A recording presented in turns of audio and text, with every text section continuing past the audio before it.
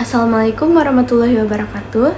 Saya Aura Putri Amara Ramadhani dengan NPM 2416051048 dari Reguler E akan mempresentasikan soal UAS perilaku konsumen tentang studi kasus pada komunitas Amish dari Amerika Serikat dan juga bagaimana budaya dan subudaya mempengaruhi respons mereka terhadap produk smartphone. Pertanyaan pertama, mengapa komunitas Amish dikategorikan sebagai subudaya dalam masyarakat Amerika Serikat? Subudaya adalah kelompok dalam masyarakat yang memiliki nilai dan juga perilaku yang khas yang membedakannya dengan kelompok besar lain di dalam masyarakat. Nah, yang mana kelompok Amish ini tentu saja memenuhi kriteria tersebut dengan sangat jelas. Ada 3 dimensi yang menjadikan suku Amish sebagai subudaya. Yang pertama adalah subudaya agama. Keyakinan Anabaptis menjadi landasan seluruh kehidupan mereka, mulai dari cara berpakaian dan juga landasan mereka dalam membuat keputusan untuk menolak teknologi modern. Yang kedua adalah subudaya geografis. Mereka hidup dalam komunitas yang berkonsentrasi di satu wilayah tertentu, yang mana hal itu memperkuat kohesi dan juga pelestarian nilai bersama. Dan yang ketiga, identitas mereka sangat mudah dikenali, seperti cara berpakaian yang khas dan juga penggunaan bahasa Pennsylvania Dutch dan juga penolakan konsisten mereka terhadap internet, televisi, kendaraan bermotor dan juga segala bentuk teknologi lainnya. Jadi, Amish bukan hanya sekedar kelompok yang memiliki gaya hidup berbeda, tetapi mereka juga adalah subudaya yang kohesif dan memiliki nilai yang mengatur seluruh aspek kehidupan mereka, termasuk perilaku dalam konsumsi. Pertanyaan yang kedua adalah bagaimana nilai-nilai budaya yang dianut oleh komunitas Amish mempengaruhi keputusan pembelian produk smartphone. Saya akan menganalisis ini dengan menggunakan proses pengambilan keputusan yang terdiri dari 5 tahap. Tahap pertama adalah pengenalan kebutuhan, yang mana bagi komunitas Amish, kondisi aktual mereka saat itu adalah sederhana, berkelompok, dan juga tidak tersentuh teknologi, yang mana tidak ada kesenjangan sehingga kebutuhan akan smartphone pun tidak akan timbul. Bahkan proses pengambilan keputusan pun tidak dimulai dari saat itu. Tahap yang kedua adalah pencarian informasi. Mereka tidak mengakses internet dan juga media sosial, sehingga seluruh upaya iklan digital oleh perusahaan pun tidak akan pernah sampai pada mereka. Tahap ketiga adalah evaluasi alternatif. Nah, komunitas Amish berpegang teguh bahwa segala hal harus selaras dengan nilai agama dan juga kesederhanaan. Smartphone justru dinilai bertentangan dengan nilai-nilai ini.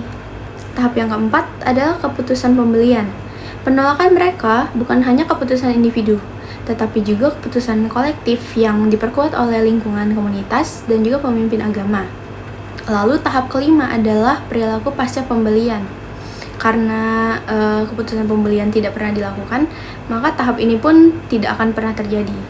Intinya, seluruh sistem nilai pada komunitas Amish bekerja sebagai filter yang mengeliminasi smartphone bahkan sebelum proses pertimbangan pembelian itu dimulai.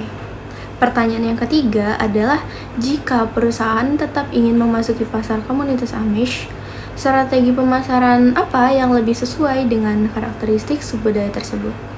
Ada 4 penyesuaian yang menurut saya perlu dilakukan. Yang pertama adalah adaptasi produk.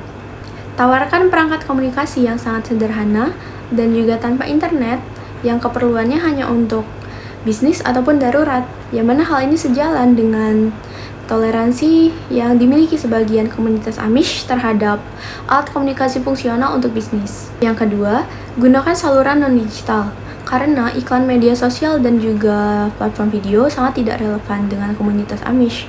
Jadi lebih baik gunakan media lokal dan juga pamflet fisik, atau bahkan bisa juga dengan pendekatan secara langsung dengan komunitas. Yang ketiga adalah melibatkan pemimpin komunitas. Kepercayaan komunitas Amish dibangun melalui tokoh-tokoh yang mereka hormati, bukan dari influencer eksternal. Jadi, pendekatan melalui pemimpin agama berpotensi akan jauh lebih efektif. Dan yang keempat adalah ubah gaya komunikasi. Lebih difokuskan pada nilai guna dan juga manfaat praktis, bukan gaya hidup modern, entertainment, ataupun konektivitas digital lainnya. Selanjutnya, pertanyaan kelima, Tepatnya pada poin pertama adalah mengapa pemasar perlu memahami perbedaan budaya dan juga subbudaya sebelum memunculkan produk ke pasar. Budaya membentuk nilai dan preferensi konsumen secara fundamental. Tanpa pemahaman ini, pemasar akan menghasilkan strategi yang salah sasaran. Tepatnya dalam kasus ini, perusahaan bahkan membuang seluruh anggaran iklan digital mereka untuk segmen yang bahkan tidak mengakses media tersebut.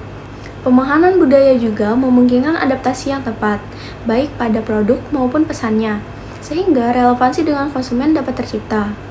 Dan yang tak kalah penting juga, pemasaran yang tidak peka terhadap budaya justru berisiko merusak reputasi mereka di mata komunitas yang merasa nilai-nilainya tidak dihormati.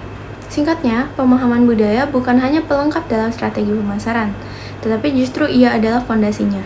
Selanjutnya pada poin pertanyaan nomor 2, yaitu apakah semua segmen konsumen harus menjadi target pasar suatu perusahaan? Menurut saya tidak, karena dalam kasus ini sudah membuktikannya.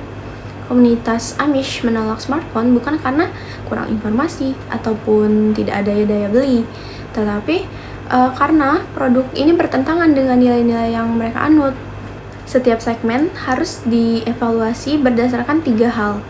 Yang pertama adalah kesesuaian produk dengan nilai segmen, yang kedua adalah potensi pasar yang real, dan yang ketiga adalah efisiensi biaya dibandingkan dengan hasil yang diharapkan.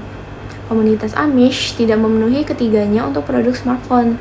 Keputusan pemasaran yang bijak justru adalah mengenali segmen mana yang tidak layak untuk dikejar, lalu mengalihkan sumber dayanya ke segmen lain yang memiliki potensi lebih nyata.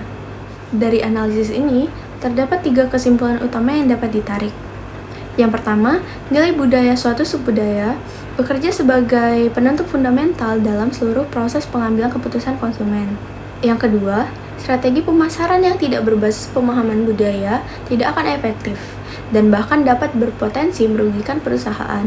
Dan yang ketiga, tidak semua segmen adalah target pasar yang prospektif. Selektivitas dalam targeting adalah bentuk keputusan yang strategis dan sangat menentukan keberhasilan bisnis. Sekian presentasi dari saya untuk menjawab soal UAS perilaku konsumen. Jika ada kesalahan saya mohon maaf. Saya ucapkan terima kasih. Wassalamualaikum warahmatullahi wabarakatuh.